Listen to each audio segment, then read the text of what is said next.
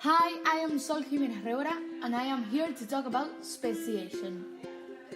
First of all, I will show you the definition of species.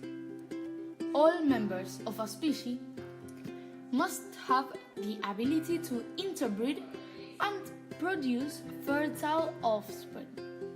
Also, they must share similar DNA profiles. But there are some problems with these definitions. First of all, hybrid individuals. It is a mixture of two species. Example, the mule.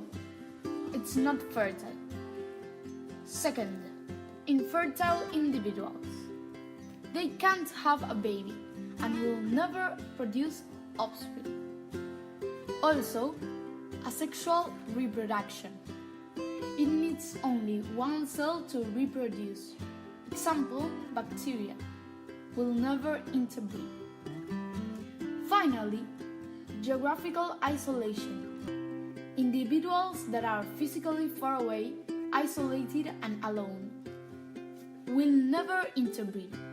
But that doesn't mean that they don't belong to any species. Now that you know the definitions and the problems, let's go to the types of speciation. There are two types, allopatric and sympatric. The allopatric speciation. In different geographical areas, the physical barrier separates the population. Each population develops independently under different conditions. For example, first there was a type of tree.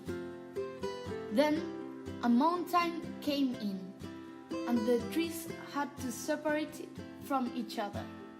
So, one type of trees grew in one side, and another type of trees grew in the other side. Furthermore, in the same geographical area, and the time of reproduction or behavior of some members is incompatible with others. What does this mean? Let's give an example.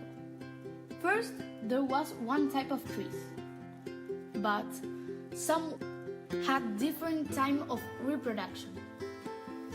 That means that they divided into two groups in the same geographical area. Time passed and these two groups ending up being two different species.